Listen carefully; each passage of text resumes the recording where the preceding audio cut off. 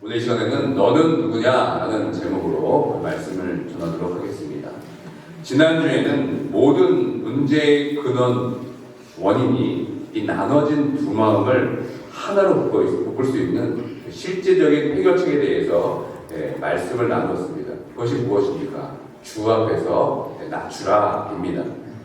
세상을 향해 나눠져 있는 두 마음이 하나로 되기 위한 이 진정한 해결책은 결국 주 앞에서 낮출 때라는 것을 지난 시간에 살펴보았습니다.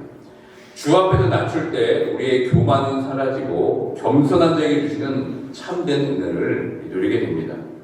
이 교회에서 일어나고 있는 모든 문제들이 다 마찬가지입니다. 특별히 서로 비방하고 다투는 또 싸우는 일의 근본적인 해결책은 주 앞에서 낮춰질 때 모든 것이 해결됩니다. 결국 우리가 스스로 높아지려고 하면 자신의 잘못된 정욕에 속고 또 세상에 속고 마귀에게 속게 됩니다. 우리는 어떻게 해서든지 주 앞에서 낮추는 삶을 지향해야 합니다. 하나님께서 우리를 높이실 때까지 끊임없이 우리는 낮아져야 합니다. 그때 하나님께서 일하십니다. 그때 하나님께서 우리를 높이십니다. 그때 우리의 나눠진 마음이 하나가 되어서 온전히 하나님만을 섬기게 됩니다. 그렇다면 내가 주 앞에서 낮추는 삶을 살고 있다는 것을 우리가 어떻게 증명할 수 있겠습니까? 내가 하나님 앞에서 낮추는 삶을 산다는 그 결정적인 증거가 무엇이겠습니까? 그건 바로 내가 하는 이 말에 있습니다. 그 사람의 말을 보면은 그 사람이 하나님 앞에서 낮추는 삶을 살고 있는지 아니면 하나님 앞에서 고개를 뻣뻣이 들고 교만한 삶을 살고 있는지 우리는 알게 됩니다. 다 함께 11절의 말씀을 우리 한번 읽어보도록 하겠습니다. 형제들아 서로 비방하지 말라. 형제를 비방한 자나 형제를 판단한 자는 곧 율법을 비방하고 율법을 판단하는 것이라. 네가 만일 율법을 판단하면 율법의 준영제가 아니요 재판관이로다. 이 서로 비방하지 말라라는 것은 판단하다와 같은 부정적인 뉘앙스가 아주 강한 단어입니다.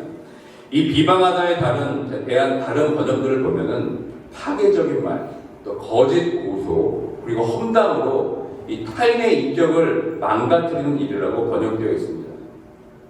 특히 오늘 이 본문에서 보여주고 있는 것처럼 말 가운데 상대방을 깎아내리고 거슬러 비방하는 말이 멈추지 않는다면 그 사람은 주 앞에서 낮추는 삶을 살아가고 있는 것이 아닙니다. 오히려 그 비방함을 통하여서 하나님의 위치에 서서 심판하는 자가 됩니다. 스스로 하나님이 된 것입니다. 야고보서는 이 11절 이 한 절 가운데 형제라는 말이 여러분 몇 번 사용되는지 아십니까? 형제들아 서로 비방하지 말라. 형제를 비방한 자는 형제를 판단한 자는 이렇게 해서 이 형제라는 단어가 벌써 이 짧은 문장 가운데 무려 3번이나 사용되고 있습니다. 이 교회에 속한 모든 사람들은 영적인 한 가족이며 영적인 공동체입니다. 그래서 우리는 집사님, 권사님, 장로님 이전에 다 형제와 자매들입니다. 그러니까 교회 내에서 형제를 비방하는 것은 사실 자기 가족들을 흠집내는 것이나 마찬가지입니다. 그러니까 자기 가족 얼굴에 침을 뱉는 것이나 마찬가지입니다. 한 가족의 어떤 형제 자매들을 비방하고 험담하는 것을 통하여서 상대방을 망가뜨리면 사실 그것을 끝나는 것이 아니라 자기 살, 자기가 깎아먹는 것이다 여러분 마찬가지입니다. 또 형제를 비방하는 것은 하나님의 말씀을 판단하는 일이 됩니다. 다 함께 앞에 화면 보시고 야고보서 2장 8절과 9절 말씀을 읽도록 하겠습니다. 너희가 만일 성경에 기록된 대로 내 이웃 사랑하기를 내 몸과 같이 하라 하신 최고의 법을 지키면 잘하는 것이거니와 만일 너희가 사람을 차별하여 대하면 죄를 짓는 것이니 율법이 너희를 범법자로 정죄하리라. 그러니까 야고보는 이웃 사랑하기를 내 몸과 같이 하라는 말씀을 최고의 법으로 규정했습니다. 형제를 사랑하지 않는 자는 율법 전체를 범한 것이기 때문에 율법의 정죄를 피할 수 없다고 지금 말하고 있습니다.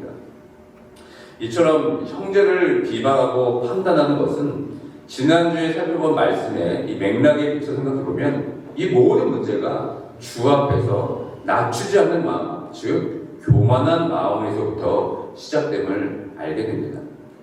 이 성경을 보면 이웃을 비방하고 판단하는 것이 그 사람의 어떤 마음에 이 교만과 연결되어 있음을 우리는 수없이 보게 됩니다. 시편 101편 5절의 말씀입니다. 다 함께 읽도록 하겠습니다. 자기의 이웃을 은근히 헐뜯는 자를 내가 멸할 것이요 눈이 높고 마음이 교만한 자를 내가 용납하지 아니하리로다. 또 예수님도 산상순에서 이렇게 말씀하십니다. 마태복음 7장 1절부터 3절의 말씀입니다. 비판을 받지 아니하려거든 비판하지 말라. 너희가 비판하는 그 비판으로 너희가 비판을 받을 것이요 너희가 헤아리는 그 헤아림으로 너희가 헤아림을 받을 것입니다. 어찌하여 형제의 눈 속에 있는 티는 보고 네 눈 속에 있는 들보는 깨닫지 못하느냐. 사도 바울도 로마서 2장 1절에 이렇게 말씀합니다. 다 함께 읽겠습니다. 그러므로 남을 판단하는 사람아 누구를 막론하고 네가 핑계하지 못할 것은 남을 판단하는 것으로 네가 너를 정죄함이니 판단하는 네가 같은 일을 행하니라. 마지막으로 고린도전서 4장 5절의 말씀 다 함께 읽도록 하겠습니다. 그러므로 때가 이르기 전 곧 주께서 오시기까지 아무것도 판단하지 말라. 그가 어둠에 감추인 것들을 드러내고 마음의 뜻을 나타내시리니 그때 각 사람에게 하나님부터 칭찬이 있으리라. 그러니까 성경은 이처럼 수차례 수없이 남을 비판하지 말고 비방하지 말라고 지금 말씀하고 있습니다. 그런데 이런 말씀 우리가 수없이 듣고 있지만 우리는 여전히 남을 정죄하고 판단합니다. 분명히 성경에서 하지 말라고 했는데 끝까지 우리는 이 비판과 판단의 입을 쉬지 않고 있습니다. 왜 그렇습니까, 여러분? 이 주 앞에서 낮추는 삶을 살고 있지 않기 때문에 그렇습니다. 그러니까 교만하기 때문에 그런 것입니다. 그러니까 그 말씀을 지금 우리에게 지금 말씀하고 있지만 우리 귀에 여전히 들리지가 않는 겁니다. 그리고 결국에는 우리는 어떻게 됩니까? 하나님의 말씀까지도 판단하는 자가 됩니다. 그리고 스스로 하나님이 되어서 하나님 자리에까지 우리는 올라가게 됩니다. 그래서 야고보는 그런 우리들에게 아주 결정적인 한 방을 지금 날리는 것입니다. 다 함께 12절의 말씀을 읽겠습니다. 입법자와 재판관은 오직 한 분이시니 능히 구원하기도 하시며 멸하기도 하시느니라. 너는 누구이기에 이웃을 판단하느냐. 여러분, 야고보의 결정적인 한 방이 무엇입니까? 그렇게 형제를 비방하고 판단하는 너는 도대체 누구냐라고 지금 우리에게 묻는 것입니다. 지금 야고보는 뭐 비방하면 안 됩니다. 형제에게 험한 말을 상처 주어서도 안 됩니다. 뭐 사랑을 베풀어야 됩니다. 오래 참으셔야 됩니다. 온유하게 대하라고 말씀하는 것이 아닙니다. 야고보는 오히려 지금 아주 강력하게 우리에게 경고하고 있습니다. 애들로 말하지 않고 남을 비방하는 자에게 지금 뭐라고 던지고 있습니까? 말을 도대체 너는 누구냐라고 지금 꼭 집어서 지금 우리에게 말하고 있는 겁니다. 왜 성경에서 비방하지 말라 그렇게 수천의 말씀을 해도 듣지 않고 왜 우리는 여전히 남을 비방하고 판단하겠습니까? 교만해서 그렇습니다.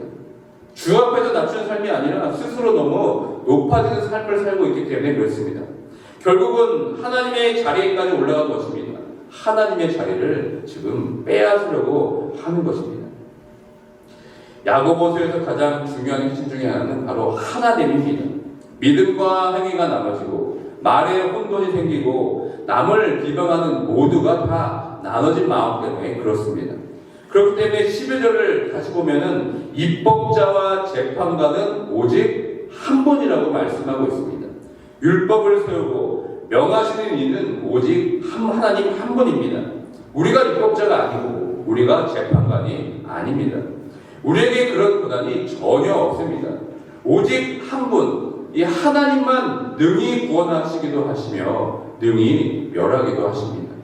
그런데 우리가 그 하나님의 자리에 올라가서 입법자가 되고 재판관이 되면 하나님이 앉아야 할 그 자리에 나도 앉아 있는 것입니다. 이것이 하나님에 대한 명백한 도전이고 반역이 아니겠습니까? 저희 집에 첫째 노아가 있습니다. 첫째를 보니까 사실 제일 많이 혼납니다. 3남매가 같이 싸우면 꼭 누가 먼저 혼나겠습니까? 첫째 노아가 혼납니다. 그래서 최근 들어 노아가 동생들이 이렇게 무엇을 실수하고 잘못을 하면 그렇게 막 잔소리를 하고 막 속을 내면서 막 혼을 냅니다. 근데 저희 아내와 제가 서로의 얼굴 보면서 이렇게 말할 때가 참 많이 있습니다. 지나 잘하지. 참 웃긴다. 이런 걸 하면 서로 저희가 웃곤 합니다. 왜냐하면 부모 입장에서 봤을 때 아이들이 잘해봐야 얼마나 잘하고 못해야 얼마나 못하겠습니까? 그러니까 하나님께서 우리를 볼 때 이와 같이 마찬가지 아니겠습니까? 하나님께서 우리를 볼 때 사실은 다 거깁니다. 그런데 왜 우리가 형제를 향해 비방합니까? 왜 우리가 주제도 모르고 이 하나님 대신 남을 판단하고 있습니까? 그 이유 중 하나가 내가 너보다 낫다 라는 이 생각이 지배적으로 있기 때문에 아니겠습니까? 한번 여러분 잘 생각해 보시길 바랍니다. 예배 시간에 늦는 사람을 보면서 왜 우리가 비난합니까? 나는 늦지 않았기 때문에 그렇습니다. 나는 너보다 약속을 잘 지켰기 때문에 늦지 않았는데 왜 너는 늦냐? 이건 아니겠습니까? 왜 너는 기도하지 않냐? 왜 너는 교회를 섬기지 않냐? 왜 우리가 이렇게 비방합니까? 나는 이만큼 하는데 너는 왜 안 하냐? 라는 이 마음, 이 교만한 마음이 깔려있기 때문에 그런 것이 아니겠습니까? 근데 여러분, 하나님께서 보실 때는 다 거깁니다. 그러니까 남을 판단하고 비방하기보다는 이 자신의 이 삶의 바운더리에서 하나님 앞에서 진실한 모습으로, 경건한 모습으로, 그리고 겸손한 모습으로 내 스스로 온전히 서 있는 것이 여러분 더 중요한 것입니다. 그렇지 않고 계속해서 형제를 비방하고 판단한다면 우리는 이 야고보가 단도직입적으로 질문하는 이 질문을 들을 수밖에 없는 것입니다. 너는 누구냐? 도대체 누구이길래 하나님의 자리를 찬탄하면서까지 그 자리에 앉아서 판단하고 있느냐? 라는 질문을 우리 또 듣게 되는 것입니다. 사랑하는 성도 여러분, 주 앞에서 낮추시길 바랍니다. 여러분의 그 위치를 혼동하지 마시길 바랍니다. 여러분은 하나님의 심판을 받을 자일 뿐 하나님의 심판을 대행하는 자가 아닙니다. 하나님의 심판을 대행할 자는 오직 한 분 예수 그리스도밖에 없습니다. 예수 그리스도께서는 이 나를 포함해서 너무나 연약하고 부족한 영혼들을 구원하시기 위해서 십자가에 피 흘려 죽기까지 그 은혜를 베푸신 것입니다. 그리고 자신의 핏값으로 우리를 의롭다 칭해 주셨습니다. 그런데 예수 그리스도의 핏값으로 흘려주신 그 은혜 받은 자들을 왜 우리가 비방하고 판단하고 정죄하고 합니까? 사실 이 문제에 대해서 자유로운 사람은 한 사람도 없습니다. 저도 이 말씀 앞에 서면 사실 할 말이 없습니다. 그저 고개만 떨굴 뿐입니다. 왜냐하면 남을 비방하고 비판하는 문제가 사실 제일 이기기 힘든 시험이기 때문에 그렇습니다. 누구는 말로 표현하고 또 누구는 말로 안 할 뿐이지 우리는 속으로 다 사람들을 판단하고 비방하고 정죄하고 있습니다. 하나님께서 이미 그런 모습들을 다 알고 계십니다. 그러나 여러분, 우리는 그 판단하는 자리에서 내려와야 합니다. 주 앞에서 낮추는 삶을 살아가야 합니다. 그 자리는 우리가 있어야 할 자리가 아닙니다. 겸손은 예의를 갖추고 말을 적게 하는 것이 아닙니다. 모든 일에 입을 꾹 다물고 벙어리가 되는 것이 여러분 겸손은 아닙니다. 겸손은 우리가 보여주는 태도이기 전에 하나님 앞에서 나는 어떤 위치에 서 있는가를 깨닫는 것이 여러분 진정한 겸손입니다. 최소한 우리가 상대방을 향해 어떤 말을 하고 싶다면 하나님 앞에서 나의 위치가 어디인지를 여러분 살펴보시길 바랍니다. 내가 남을 향해 어떤 말을 하려고 할 때 나는 하는데 왜 너는 못하니? 라는 이 교만한 마음을 가지고 말하고 있지 않는지 여러분 살펴보시길 바랍니다. 그리고 무엇보다 하나님의 긍휼과 또 공의와 지혜와 그 마음을 가지고 그들을 대하고 있는지 여러분 돌아봐야 합니다. 우리는 하나님이 아닙니다. 하나님의 뜻을 말하고 하나님의 뜻을 전한다고 거기에 하나님의 사랑과 공의와 자비가 없다면 하나님의 긍휼하심과 은혜 없이 정죄하고 비판만 한다면 그것은 나중에 도리어 내가 말한 그 심판의 잣대로 내가 판단되고 되고 정죄될 것입니다. 이것이 바로 성경이 말하고 있습니다. 다시 한번 여러분, 나의 위치를 점검해 보시길 바랍니다. 우리는 율법을 세우고 율법을 집행할 수 있는 권위자가 아닙니다. 우리는 다 율법 아래에 있는 자들입니다. 우리 역시 하나님의 그 법의 기준에 따라서 심판을 받아야 하는 존재입니다.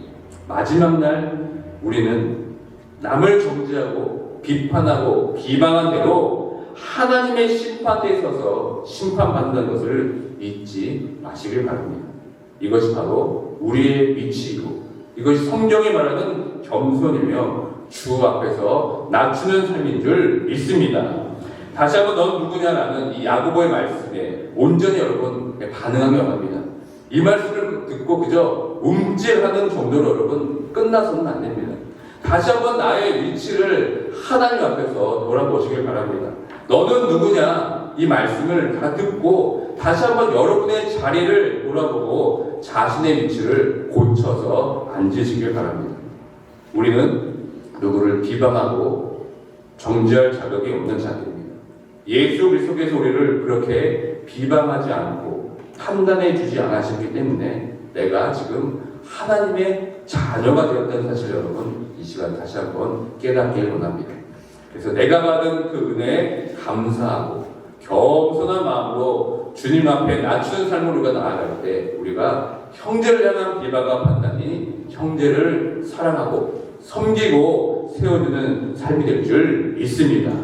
다시 한번 너는 누구냐? 이 말씀에 여러분 직면하시길 바랍니다. 너는 누구냐? 이 질문에 하나님 앞에서 여러분 정직하게 대답하시길 바랍니다. 다시 한번 이 오늘 말씀을 통해서 하나님 앞에서 나의 위치를 바로잡는 겸손함의 결단으로 나아가는 모두가 되길 주님의 이름으로 축원드립니다. 아멘. 이 시간 말씀을 기억하면서 기도하기 원합니다. 형제를 비방하고 판단하는 너는 도대체 누구냐라는 이 말씀 앞에 직면하기 원합니다.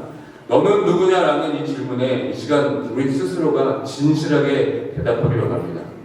더 이상 내 입을 통해 남을 비방하고 판단하는 죄를 더 이상 짓지 않기 원합니다. 남을 판단함으로 하나님의 자리에 오르는 죄를 더 이상 짓지 않기 원합니다. 주 앞에서 낮아지는 삶을 통하여서 나의 위치가 어디인지 다시 한번 확인하고 겸손하고 나아가는 우리의 삶이 될 수 있도록 이 시간 다 함께 기도하며 나아가도록 하겠습니다.